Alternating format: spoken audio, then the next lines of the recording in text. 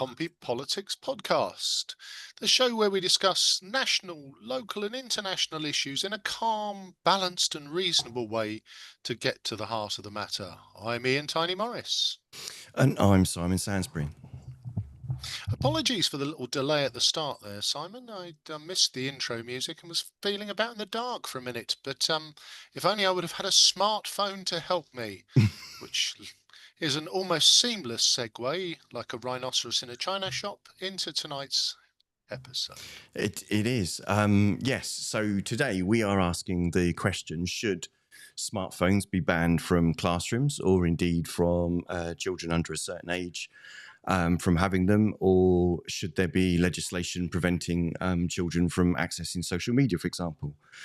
So we've got some experts to share their views and to talk to us about what's actually happening in today's classrooms, because you might have guessed that it's been a little while since Ian and I were actually in one as a recipient of education. Sorry, Ian, let that one go. And it would be interesting to know what's actually happening. So, yeah, just to give us an idea of what is really kind of happening around the world. Several countries have actually banned the use of mobile phones in primary and secondary schools. So France, Italy, the Netherlands, Brazil, even Rwanda has banned them. China's banned them since 2021 without schools being brought onto phones being brought onto school premises without written parental consent. And Italy even bans smartphones and tablets for educational use. So with all of that in mind, should the UK follow suit and enact some form of legislation, or should it be something done on a school-by-school basis? Who knows? But to help us try to figure that out, we've got Mark Coates, who, as well as being a teacher, is also the counsellor for Hayling East. So thank you very much for joining us, Mark. Absolute pleasure. I'm not sure I've made my mind up yet. That's fine. Either way, I'll be honest. To be fair, we're not actually writing the legislation today, so we're all right. We just want to have that open discussion. So one of those rare things in politics where we can discuss and even change our mind. Who knows? We're also joined by Nick Dorrington, who's the Cabinet Member for Children, Families and Education on Portsmouth Council. Welcome very much. Welcome, Nick, and thanks very much for joining us. Good evening. Okay, and we are also joined by Rachael Speed, who is also a teacher. So thank you very much for joining us, Rachael, to give us your view of today's classrooms and indeed the experience of kind of what may or may not be good or bad ideas and what's actually happening. So welcome to you all. Thank you. So our first question, and I'll start that first with Mark, is good or bad? What's your experience of the places of smartphones and the use of social media in the classroom among school children? What would you say? What's happening now, Mark? Overall, it's bad without a shadow of a doubt. I would the smartphones, not all bad, but social media by and large.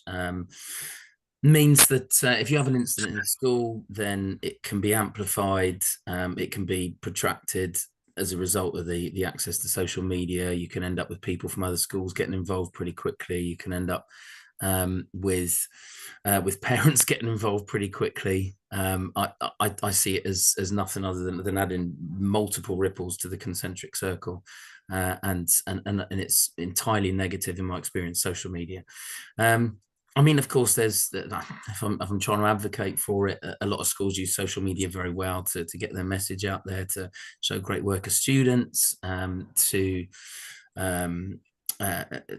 try and mute or put a sort of damp towel over the flames of something bad that's happened. You know, the schools themselves might be able to use it constructively, but for students, I can't think of a single good incident when it comes to social media. Okay. That's interesting. So, Rachael, what's your experience and thoughts from the classroom? Yeah, I think I agree with Mark in terms of social media. It is sort of resoundingly negative, I think, especially the way that students are using it is not massively positive. There's some kind of small exceptions to that. I know my tutor group have got their own sort of WhatsApp group that they have that they discuss what's going on, do I need my PE kit tomorrow, all that kind of stuff.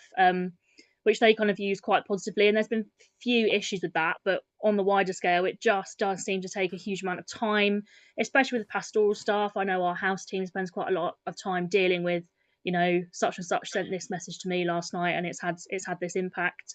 I think sort of smartphones more widely are not potentially as negative as the social media. We do use quite a lot of apps kind of within school of things that they use. Things like their homework is sort of shown that they can have on an app on their phone, etc.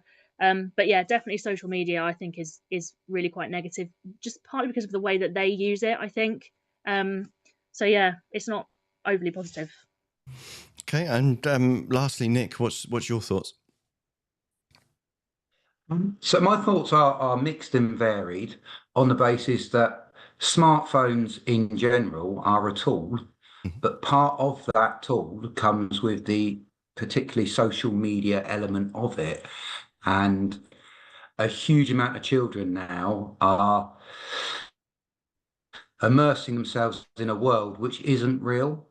And they're taking a lot of influences from things that don't exist. So other people are putting on the perception of the world that they wish to create, and then our children seem to be buying into that sort of that vision or that persona of something, and it can be very distracting for children, because it seems to be an unhealthy and unrealistic of what the world is actually like.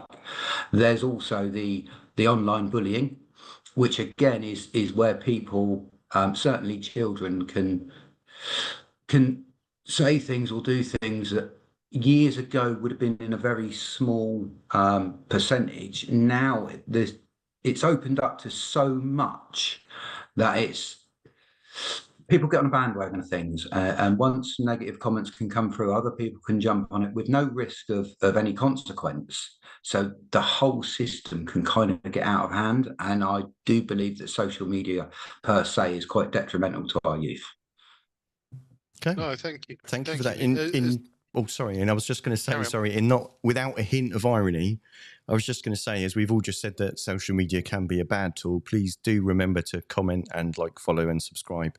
Follow us on Facebook and subscribe on YouTube, and join the conversation on Facebook or YouTube if you'd like to take part. But other than that, irony dispensed with.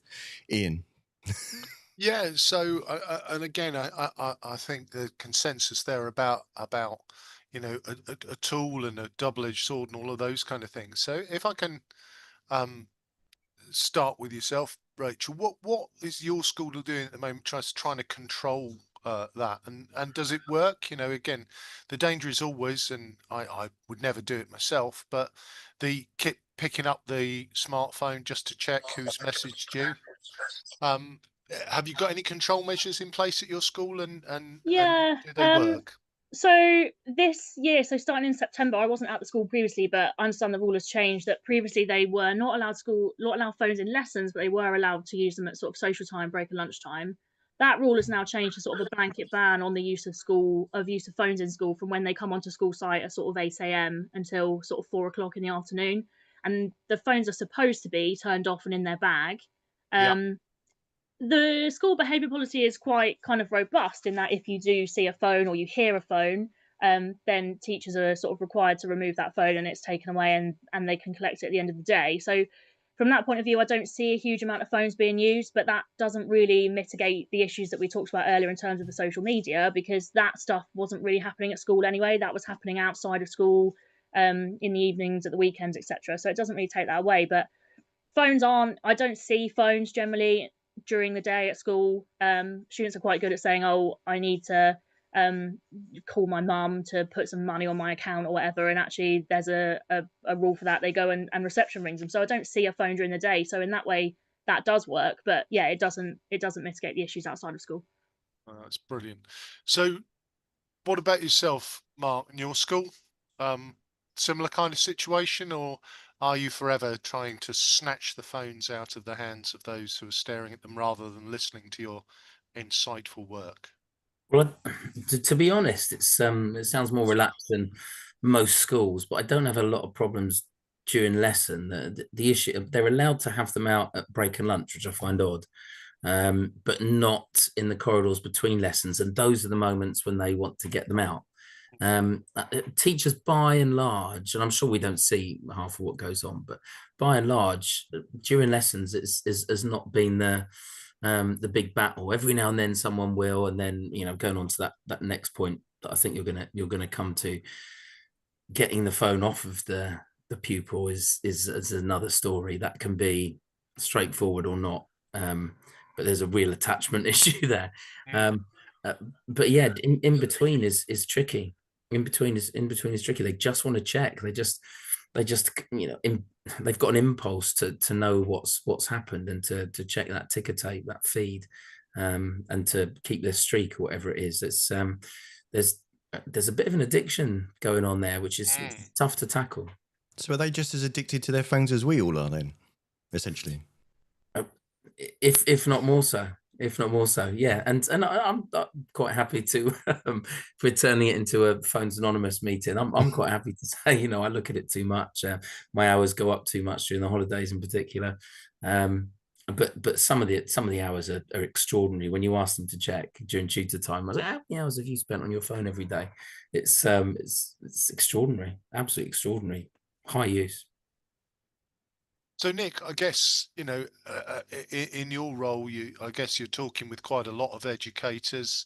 What sort of mitigations are you seeing across the schools of Portsmouth? And, is this a conversation that sort of comes to cabinet to discuss from a policy perspective, or is it kind of left to each individual school? So with regards to mobile devices actually in schools, this isn't something that comes to cabinet. It's not something that's regular in cabinet itself. Looking at social media around children and around the impact of social media on children, that is something that's discussed. And indeed, there's been a number of motions that have been put forward with regards to that. Each school in Portsmouth, obviously, it's up to them how they want to deal with the matters. So there are no government sort of guidelines with them. So there's a real mix. And as we've already heard today, some schools have tried banning phones altogether. Some are looking at restricted usage of phones, so some won't let phones out in class. Others are looking at more the educational approach, so educating children around phones and around the dangers of particularly what they can access online. So more kind of trying to control content rather than trying to put rules in around usage or having them. Yes. Brilliant. No, thank you for that. Well, that's a beautiful segue. It's almost like we prepared that. So thank you, Nick. So parents and teachers highlight concerns about the disruptive impact in classrooms, on attention, the mental health impacts, which I think you've all kind of alluded to, from cyberbullying to exposure to harm and age inappropriate content, or those intending to do children harm. How real are those threats, and that people often talk about? If I'll go first to Nick, if that's all right. How much do they come up? I believe my personal opinion on this, and also there's been. Oh, are we okay on the internet still? Something's come up on the screen. Yeah, we're still good to go. Okay. Yeah, there's fine. A bit of a delay here. So just recently there's been an NSPC survey, and they reckon 1 in 5 children are subject to cyberbullying in some way, shape, or form.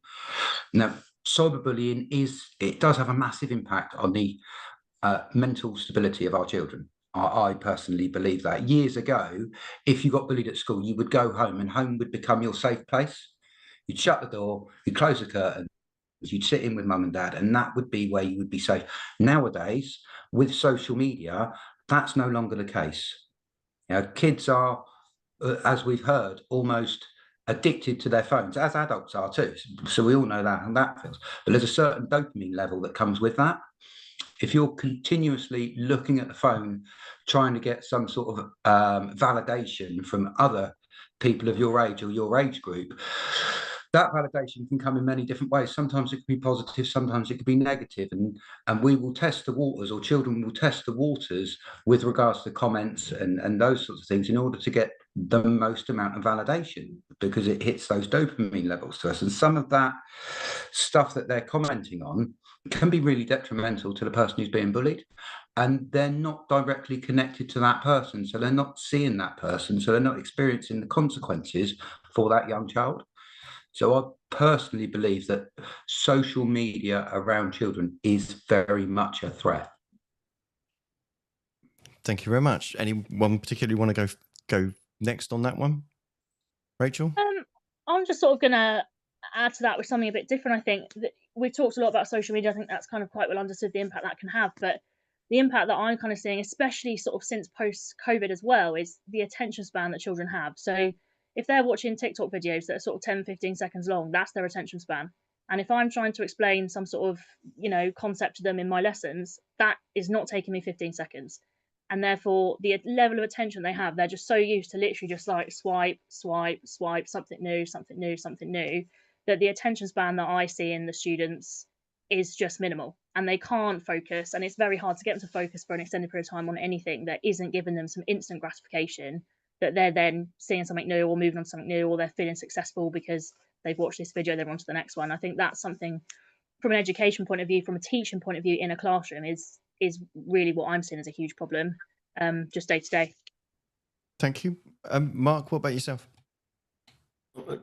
I mean, that habitual element is massive. And I think you can't talk about phones in schools without talking about phones at home. And that's the point. It's invasive. You can't get away from any issues at school because you go home and they're still there, and they're in your bedroom. They're there when you go to sleep. You might be looking at them at 11 o'clock at midnight. And that's, I think, another reason that we've seen school attendance plummet, is because we got some kids that are scared to come in, because that hasn't gone away. That anxiety is just heightened, and it's built, and that problem, you can't let any air out of that tire anymore, because it's just incessant. And I'm worried about a lot of things, and how he's and I'll just bring one other thing that hasn't come up forward, and that's the fact that phone is a misnomer.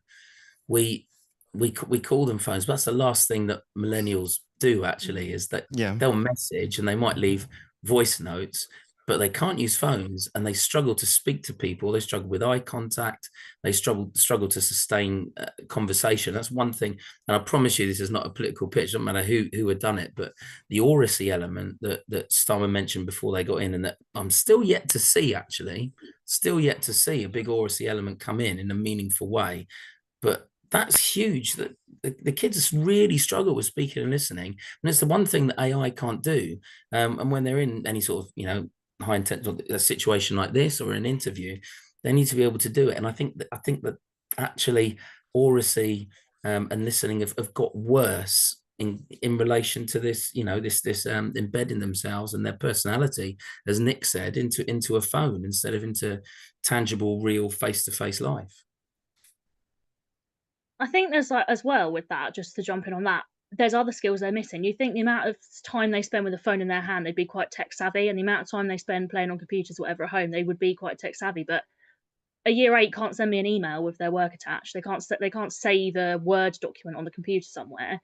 Actually, they're really fast at typing with their thumbs, but typing on a keyboard they can't do. So it's not transferring to the skills that they're really actually going to need in a work environment. They're still going to need to be able to do those things, and they're not tech savvy at all in that respect. It only works on a touch screen. Yeah, completely agree with that. Video. It's not, time on phones is not synonymous with digital literacy. Completely agree. Okay. That's an interesting angle. That's a very interesting perspective, because I think most people might have assumed that digital literacy would come from, they're on technology all the time. So I guess my next question, if I can come to you first, Mark, is can we put this genie back in the bottle? Does it need that kind of state influence to ban them? And it sounds like it's more than just schools. Is it something that the state does need to intervene to protect young people from the harmful kind of impact of these devices? I'm going to say yes, it needs robust and immediate action. And I think we are behind. That's almost inevitable, isn't it? Being behind the technology curve. Technology does its thing, and designers and and the people that respond to users tend to spearhead that vehicle, and we're all left trying to, you know, sort of hanging on to the rear bumper. China seemed to have done that. I think that was mentioned earlier by Simon. You said there was a blanket ban. I think there's not quite a blanket ban. I think they're allowed a little sort of to dip their toe in the water. They're allowed 40 minutes on their equivalent of TikTok. Is it Douyin or Douyin? I think is, and they're allowed their 40 minutes if they're under 18, just to sort of stay on the straight and narrow, like methadone, whatever it is. But they're much more on it, aren't they? There's a lot more control. God, state control, dangerous, isn't it? I'm really interested in Nick's answer to this, particularly as a Liberal Democrat. You know, how much freedom you give industry and you give users in the face of something that has taken over and that is defining young people's lives, and for me is damaging and unhelpful. Well, I'm going to throw to Nick as our other politician. What's your thoughts, Nick? Is state intervention and a ban the way forward? So I think when you look at state intervention, bearing in mind we're dealing with tech giants, and the only commodity they have is your time and attention. That's what they trade in. That's their stock and trade. So to fight with the tech giants is going to be tremendously difficult for us to make any real headway in the early days. I think it's something that possibly can come over a period of time. However, I do believe that, like most things, you don't know there's a problem until a problem arises, and then you don't know the impact of that problem until a generational sort of passes. So I think as the children of today become the parents of tomorrow, then I think they will start to implement some more things around social media, because they will have experienced exactly how that stuff has affected them during their childhood. We're only kind of concerned with it now because we didn't live in that era. We didn't go through that era. And there's certain things that we implement around our children now. So I see it quite a lot around the parenting of today, which is only the fears of the parents of yesterday, if that kind of makes sense.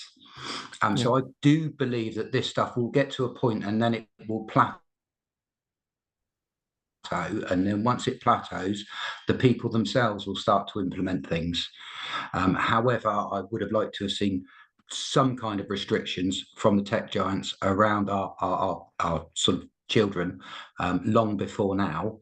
Maybe they didn't know there was going to be an issue until such a large issue arose from it also. Interesting, relying on the massive tech companies to police themselves. I think I think your generational kind of thing might be might have more legs than the Apple not looking to sell us new phones. Other phone providers are available. So Rachel, as the person who I think before we started, you said you were just at school with the growing up with smartphones. Your thought on a ban and looking back to that for your younger self, how might you have felt about them taking the BlackBerry away? Yeah, I don't know. It's difficult to kind of say, but I mean, I was very much kind of policed by my parents, I guess you could say. Like I did have a phone and I did have a smartphone when they came out, but it was only sort of the cheapest one that was available. And like I mentioned before, we had such a small amount of internet on our contracts that we were not really on the internet as much as children are today. It's just changed so quickly. I think, like sort of Nick alluded to, it's changed so quickly that keeping up with that, especially, I'm not a politician, I'm not that involved in politics, but it does seem to me that things just take a little while to kind of happen in politics, and it can't quite keep pace with everything that's happening. Even in the last sort of year or so, the changes that have happened to, I never used AI much before, but this year I've been using AI quite a lot. That was kind of new to me. So, I don't know. I think at the moment it's very much kind of a parent thing. Like the school has their rules, and how well those rules are potentially kept to is a little bit to do with how much the parents are dealing with it at home and stuff as well. So yeah, I'm not sure. No, and I don't. Yeah, I think it's a very kind of it's a tricky area. I guess just a sort of supplementary question, for both of you are working as teachers. Do you feel you get that support broadly from the parents in terms of of supporting the school's stance on smartphones and trying to encourage young people to use them less? I think there's other things, like other rules that we have that they're more concerned about, I think, than the phone rule. I think quite a lot of parents do understand. I've got a year 7 tutor group, and most of them do have phones, but not a lot of them tend to have sort of the latest, sort of most expensive model, which a lot of the older students do tend to have. So they're kind of managed in that way. So yeah, it's not too bad. I think parents are generally quite supportive when things like cyberbullying and stuff come up as an issue, and the sanctions and the consequences that go with that. I think is generally quite well supported. Brilliant. Mark? I'm going to cite inevitably, and I don't know if it was part of the decision to do this, but I'm going to cite adolescence, and I'm going to say that that parents, I should have brought it up myself. I think Rachel's absolutely spot on. You need triangulation between industry and schools and parents in order to guide young people, and we don't know half of what they're up to, and there's not enough monitoring. And I think the fact that, I suppose you could make the argument that tech giants are putting age restrictions on, like Discord is 17 plus. I think I read leading up to this that WhatsApp 17 plus. None of that is, and this is where state, I suppose, could get involved and say you need to evidence that, but none of that's implemented by parents. They don't know what's going on, but then again, they are supportive. If you were to say we've got this new policy, will you sort of sign on the dotted line? I think they would support schools. So there's some triangulation and some teamwork that needs to go on between the schools and the parents, the state, and industry. I think in order to have some consistency. But as all of us have said, we're hanging on to the coattails. We're behind the curve, and that's something I agree with Nick. This is not a quick fix. This is something that's going to need to be monitored and evolve over the next few years, because it's not going away, this issue. Fair enough. Thank you. Just before I go on to the next question, I'm just going to share one of the comments that we had from the viewers. It's a bit deep, this, so thank you, Johnny. The smartphone has become the center of everyone's universe. Each star can move further and closer away, and we are all black holes consuming it all. So it's a bit deep for this time on a Sunday evening, but thank you for that. That's definitely true. It backs up the runaway train idea that we've been talking about. It really is. It's fundamental to most people's existence in the West. Yeah, it's certainly difficult to escape, and maybe, I don't know, maybe it's unfair to expect a different behaviour when it comes to smartphones and social media from our children than we demonstrate ourselves. I don't know, that just kind of. When we talk about literacy and reading, and we talk about parents at home picking up books and reading. Those are the kids that are going to read, and if they're at home watching parents looking at their phones and not listening to them, they're going to look at their phones and not listen to us. So 100%, you're right there. I don't think you need to not know. You're absolutely on the button. Okay, so let's talk about the flip side then. So what's the argument for the positive impact of us now having because in one degree we should be the most informed than we've ever been in history, because we've got access to more information than we've ever had at any one time. We should be in theory understanding and communicating with each other, because we're never more connected than we've ever been at any point in our history. We've got access to the sum of human knowledge literally in our hands. But does this technology actually have a productive place in schools? We focused about some of the detrimental aspects, but are there positive sides to that? Nick, did you want to lead off on that one? So whether we're looking at in schools or in life in general, as someone who suffers quite severely with dyslexia, the phone is fundamentally important to the way in which I conduct myself now, with the use of talk-to-type technology, with the use of some of the software that will read emails to me, with AI that will give me the intent of the email, with all of those things now available at my fingertips, it enables me to communicate with people in a far better way than I ever could before.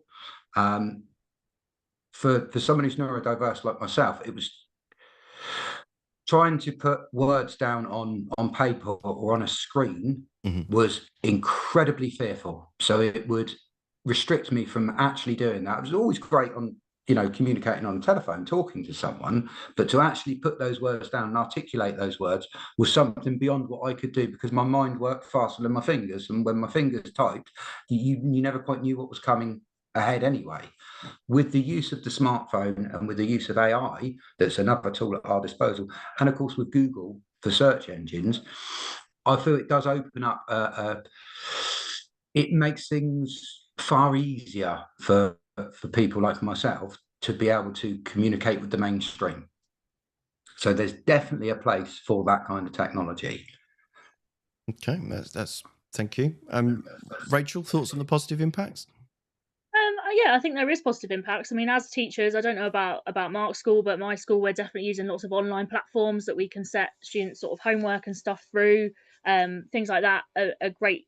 Teachers, in terms of a workload saver, like they have online quizzes and stuff that we can just straight away see the marks they've got and how long they've spent on it. Crucially as well, it tells you if your student has spent 3 minutes getting 10% on their homework, or they've spent the amount of time you'd like them to spend on it. From that point of view, it's really positive. We use kind of Google Classroom and Teams and that sort of stuff to kind of share with them lesson resources and revision guides and all that kind of stuff, which is really useful for students. So it is useful and it is productive. And some schools are investing quite heavily in technology in the classroom. I know the last sort of school I worked with, we had Chromebooks available in the classroom for students to use, which was really nice because we could do sort of online research and stuff. Nowadays, at the school that I'm at, if we want them to do that, we can say to them, actually, you can get your phones out now. We're going to do a bit of stuff on the phones. So it can be really, really positive, but it's all about, the education of how to use these things as well. I think, like we mentioned before, they're not particularly good at knowing how to use certain things. Some of the homeworks and stuff I've received when they've had sort of research to do, it's just a load of nonsense because they've just gone onto the first website and copied and pasted it, and they don't understand this principle of, fake news, and not everything you read on the internet is true. So yeah, it definitely does. It is productive. It is nice to have all these things that they have access to, but I'm a little bit old school in the way that I'd like them to know how to use a library as well. I quite got a lot out of that when I was at university. I didn't find everything on the internet. And that definitely is sort of a missing link, I think, in schools at the moment. Thank you, Mark. Crumbs. I mean, yeah, there are some. I think I'm very old school. I think I'd rather we carried on without phones and they were just all locked away, because I think the cost is greater than the benefit. But if we're talking about benefits, yeah, there are some really good online platforms. I think we're still we haven't caught up with where we could be, but when you can get pupils engaged in a very accessible, well-developed online platform, you can capture loads of data. You can reduce the workload for parents, without mentioning any specific ones. That there's some AI-powered literacy platforms out there that will not only get kids reading, but they'll pick the book that they want and the topic they want, the reading age they want, and they will monitor their reading speed, their comprehension by asking them questions after virtually every paragraph. It's actually a little bit mind-blowing, but because of where we are, for me to see just how much information you can get, and how tailored and personalized, differentiated, whatever you want to call it, adapted that online learning can be, and with such little expense to teachers, except presenting them with lots of very affable data that they can put in front of inspectors. So yeah, there are some benefits, but again, that's the designers need to be driven by the kids, and it all needs to be triangulated with parents. And there are opportunities, but I would still only have them outside of schools. I'd ban them completely. Okay, and I guess sorry, I was just going to say we had another comment from B Buster. Thanks for the comment. Agreeing that high school students at high school should be required to turn in their phones for the day if they're using it during class time. Sorry, Ian, go on. Yeah, just in it because it's come up in a couple of the themed responses. Obviously, you know, we're talking about the evolution of smartphones. AI has come up in a number of the discussions, and I think you spoke there, Mark, about some of its potential positives. You know, in terms of literacy and being able to truly understand what the student is doing when they're reading. Um, are you already seeing ChatGPT submitting 20, 30, 40, 50% of assignments? What's your experience so far of how that particular genie is coming out of a bottle? Yeah, maybe not 50%, but definitely a few are coming through that are very suspiciously eloquent for a 12-year-old who can't usually spell. Yeah, definitely starting to come through. I mean, I use it to plan lessons, but you know, I am very much on the sort of AI generated, human checked. And students just aren't quite there yet. They just don't quite know how to use it. We're potentially not teaching them how to use it. As far as I know, it's not on any sort of curriculum. Which is part of the problem. I think potentially that's something that is going to start coming out because I can't see it going away. But yeah, it's definitely coming through that, you know, and even AI checkers aren't very good at knowing when something's been made by AI, apparently. But luckily, students so far are not that great at disguising it, I've found. No, I We won't tell them, don't worry. no. What about yourself, Mark? Which is why I think we need, whilst the soundbite from Labour about oracy is great, they haven't actually done anything particularly helpful in terms of developing that.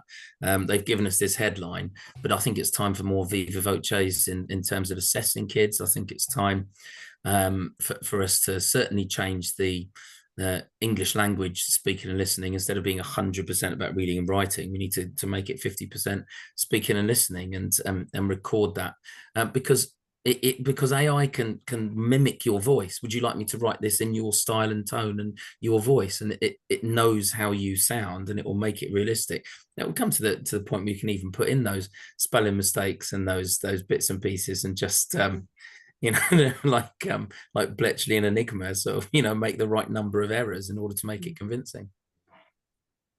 And I guess, Nick, just thrown to you, you know, I've shared before that I'm blind, and AI can be very useful in terms of, for me, dropping documents into it which are not accessible for me as a blind person with a screen reader.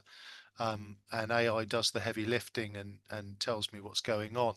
Do you see a potential risk of AI in the education framework? I think AI is here. So AI is something that's here. It's not something we can shy away from. It's a tool. It's the evolvement of where we're at now. I think the days of as you know, idyllic as it is for students to pop along to the library and sit down and read books, what tends to happen, and I'm certainly noticing this with my daughter, is they go to the library so they use the library as a quiet place where they can do their work, but they are working from the laptop. So AI is the future. I believe that it's for us to teach children how to use AI to its fullest potential, so that they can then use it as a tool for learning. Definitely. And coming back to, you know, AI, smartphone, social media, I start with you, Rachel. Are the manufacturers and the big tech giants doing enough to help? Oh, I don't know really. Probably not. I think sort of Nick alluded to earlier, it's difficult, isn't it? The students are very, you know, they're just useful to those tech giants in a way because they are buying the phones and they're paying money for all the different apps and resources and stuff that they're using. So it's not really in their interest potentially to do a lot to help, if potentially a cynical way to look at it. But yeah, I think it's really difficult. So, Mark, your thoughts. You know, there's a lot of talk around harmful content, and I'm sure the big tech giants would tell you how many bots and algorithms and AI things are looking at them to keep everybody safe. Do you think they're doing enough? Not even close, no, and it's not real people that are looking, is it? It's algorithms, as you say, and this is where the state needs to step in. Discord's used by just about every teenager and 12-year-old going to sort of get them involved in online gaming chat, and it's supposed to be a 17 plus. I mean, we're miles off. But as the architect of was it Google Alphabet said, you know, the kids need to realize that if they're not paying anything for all of these things, if they're not paying for a product, they are the product, and they're being virtually constructed, and everything will be filtered to them that they want, and they'll just be beneficial consumers to these companies, you know, albeit with a degree of anonymity being retained in order to meet current guidance.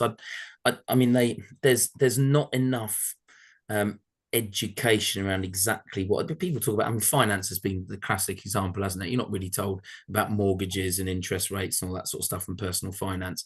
And this is another hole in the mesh, you know, gaping hole that, you know, where we're actually failing kids. They don't really understand what the purpose of social media is, how these companies make their money, what you know, what because their purpose isn't primarily safeguarding them.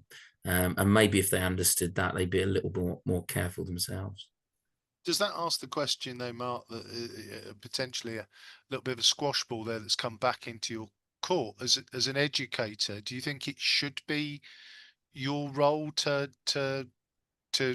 kind of, you know, educate children about the wider world more than the curriculum? No, for sure. It's the old adage, you know, a village to raise a child, and again, go back to triangulation and parents and schools and industry and state working together to make sure that education is, you know, fourfold, fivefold, and enables them to use all of these things responsibly. Because exactly as Nick said, AI is not going anywhere. It's only going to grow. It's only going to become more integral in our lives and our careers. And whilst we can't, you know, the opposite of taking it off the curriculum, it needs to be on the curriculum. But I think without smartphones, with greater technology, much more investment and in digital literacy in a meaningful way that isn't just us assuming it's going to happen organically through these phones, through kids' hands and into their brains, when all they're really going to do is swipe and be made a little bit more worldly, as Rachel said before, you know, with shorter attention spans and less interest in a deeper, meaningful education that's got any sort of validated research. So I guess, Nick, as somebody who works in local government, you know, I'm probably, it's an overreach for Portsmouth to be able to influence Google and Meta. But do you think that the tech companies and the social media platform providers really should be doing more to protect kids from harmful content? I think it would be nice to see them have a conscience which aligns with the conscience of parents out there at the moment. I mean, conscience is a perception-based thing, isn't it? And if you're an investor in one of the big companies, then it's in your best interest to make as much profits as possible. So for them, they're doing what's best for their driving force. However, for the other side of that, so for people that are detrimental to that, it would be nice to see them kind of police things a little bit better. It's one thing to put something in place, but it's a totally separate thing to actually police that measure. I mean, I think what we're seeing with regards to AI is probably what we saw 120 years ago with the internal combustion engine. You know, for the guy who had the horse and cart 120 years ago, along came the internal combustion engine, and that completely rocketed civilization and it pushed us forward in so many different levels. It wasn't until we started seeing the detrimental effects of that did we then look for something else. But AI itself, per se, I believe everybody's going to jump on the bandwagon now because it is, you know, so groundbreaking. When it comes to social media, that's a slightly different animal. It's a slightly different kettle of fish, and I would like to see some greater restrictions, certainly around the content that social media is putting out and what our children are exposed to when we're not watching. Did it ask a bigger question, Nick? I know that Mark's touched on, you know, age appropriateness and age verification. You know, it's that piece where, you know, the question asked to a 13-year-old of, you know, are you the age that you say you are? I mean, I noticed early in the piece with with Facebook that my youngest child, who's 21 now, was a year older than I thought he was when he first joined Facebook, when I saw his birth date there. So should there be more onus on the companies to ensure that, you know, the person who says that they're 17 is 17? Would like to see a little bit more than a tick box exercise. I mean, I'm sure we've all been on certain websites where it said, "Are you over 18?" You tick yes, all of a sudden you're in.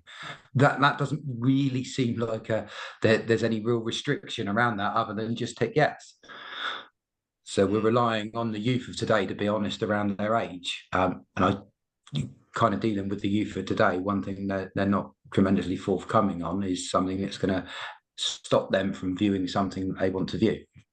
Yeah, No, and I think it's as much use as the person on the till in Tesco saying to the 15-year-old picking up a bottle of whiskey, "Are you 18?" and them saying yes, and going with that, isn't it?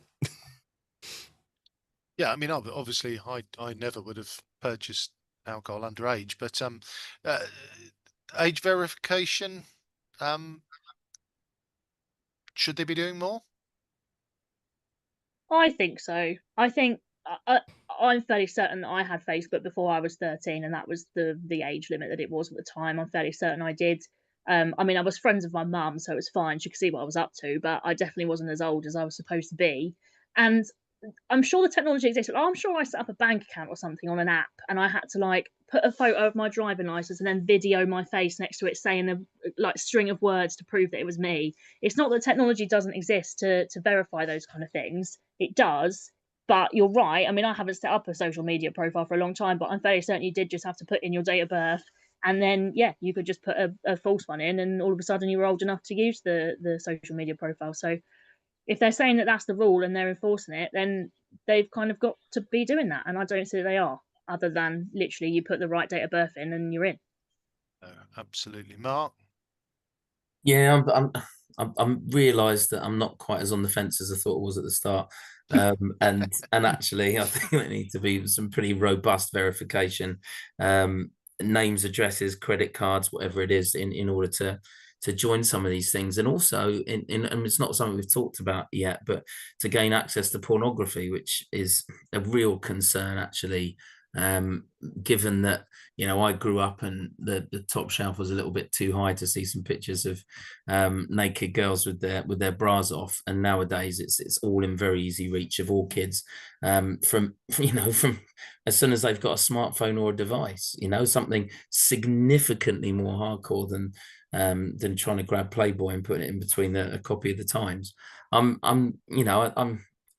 really worried about that and the effect that has on young people. And I'm relatively liberal, but I think it's time actually for the gates to come down.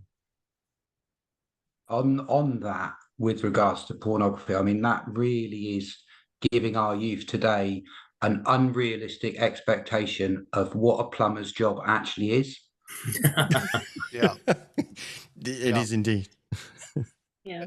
Yeah, and I guess you know, there've been a number of studies, as you say, the ability to access pornography and the extreme nature of it's I've seen some research which says it's very much influencing the way that young people view relationships, and I guess you know, it's something which is particularly harmful. But again, it appears that it's another genie out of the bottle that we don't know how to put the cork back in.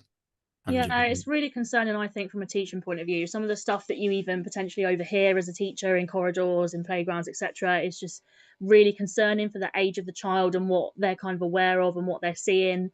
But then I think it does come down a little bit to what they're able to access at home as well. Like, I've had conversations with students in sort of year 7, year 8 about a TV show, which I know to be an 18 on sort of Netflix or whatever, and they've been able to access and watch that at home for whatever reason, whether they are just because they have the phones, it's got the app on it, they're watching it in their bedroom.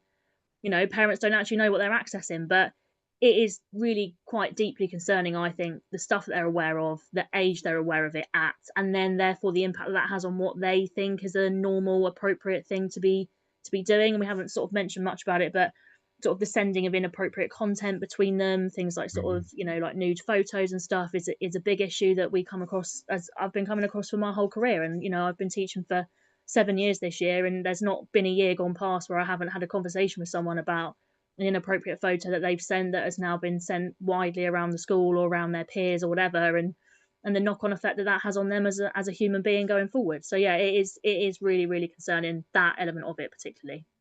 No, thank you. And I guess that leads us on to our final question, Simon. So interesting, that conversation has both been not just about the smartphones, but also it's not just the device, it's actually what's on them. It's interesting to think that Mark Zuckerberg doesn't let his kids access social media, which I don't know what people might think of that. But so if you were in a position where kind of, you know, if money or the politics of it wasn't a problem, and you were in a situation where you could implement something, what control or mechanism or measure would you want to see implemented, whether that's legislation, whether that's technology, or whatever that is, and to what ages and by whom? So as in, would you want that to be controlled by the schools? Would you want that to be central government? Would you whatever kind of, I guess, what's your wish list here to help take I'm sorry to say the phrase, to take back control of this kind of situation, and help our kids get the balance on that. Can I come to you first, Nick? Yeah, I would personally, as a parent, and my view as a parent would be, I would like to see the age restrictions implemented, and age restrictions to actually mean age restrictions. I'd like certain age restrictions around social media. I'd like certain age restrictions around what we would call adult content, and I would like those to be implemented so that not so much we were in control, but we were aware of what our children were viewing, so that we could kind of bring things back to kids being allowed to be kids. Okay, thank you very much. Rachel?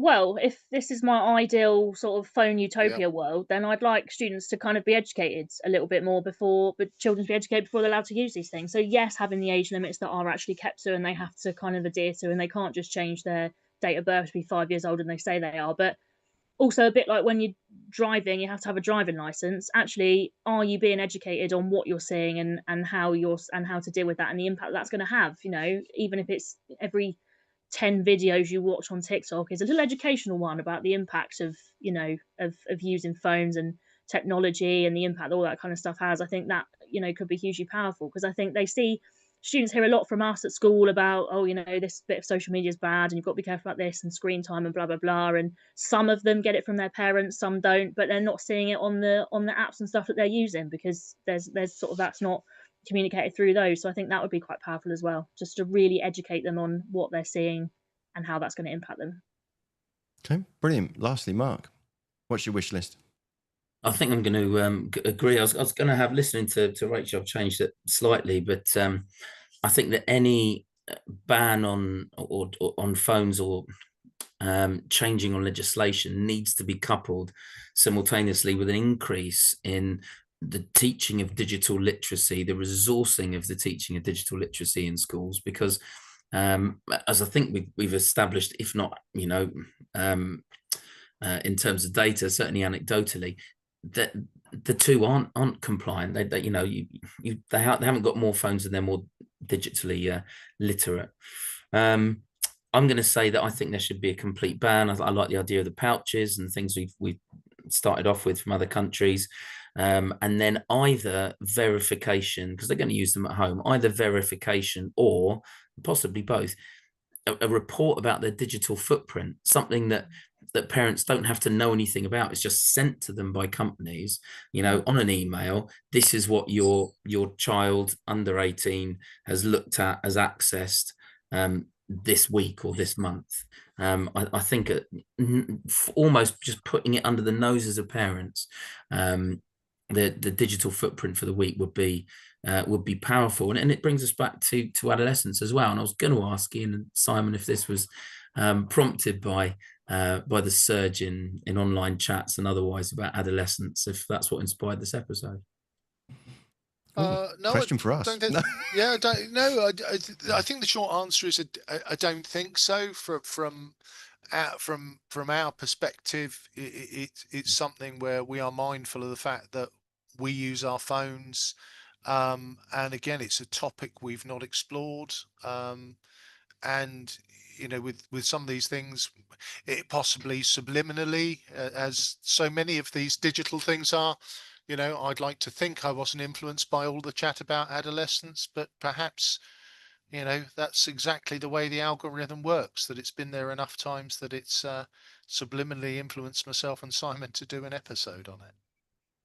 I think for me, the lead in was seeing that there were news reports about what the legislation that Australia is considering, and indeed what the current Labour government are considering in the UK. So for me, that was kind of where the thought kind of came from. I was just conscious of, actually, as someone in their 50s, I went to school at a particular time where this definitely was not a problem. And smartphones have been around for what, 15 years, 20 years? And if legislation is only now still struggling to kind of catch up with that, what hope have we got about dealing with the impacts of AI? As you said, Nick, it's not going away. It's not going anywhere. But if our legislators take 15, 20 years to wake up to the reality of the environment that our laws allow businesses to put in front of us and our children, then perhaps we should be concerned. But at the same time, is there an element of, look, when I was a kid, there were people that were absolutely swearing blind that video games made you want to go out and kill people, which of course they don't. So there's a bit of balance to be struck. Wonderful tool, like lots of wonderful tools, but it can be used for damaging purposes. And for me, it was the question of what's actually really happening. So that's why we've been really glad that you've all spared us your evening to actually tell us what your experiences are and what's going on, rather than just the two of us having an opinion, because absolutely, that sometimes happens. Yeah, you can. If you want that, you can watch Stettler and Waldorf from the Muppets anytime you like. So on that bombshell, we'd like to thank you all for coming along this evening, for sparing us a chunk of your time and giving us that real life insight to something which, as Nick has said several times, it isn't going away. So you've been listening to the Pompey Politics Podcast. I've been Ian Tiny Morris, and our guests this evening have been Mark Coates, Nick Dorrington, and Rachael Speed. Thank you very much for giving us your time. And again, without the hint of irony, if you've been watching, thank you very much for all the lovely comments that the audience have been making. But if you'd like to make sure that you do subscribe on YouTube if you're watching on YouTube, follow on Facebook, do like, follow, comment, etc., and pick us up wherever you're listening to the podcast. If you're listening to us just as audio, I've been Simon Sansbury. Next week we'll be looking at Portsmouth Pride as it steps into the limelight as the host of UK Pride. So do join us next week at 6:27. Thanks very much.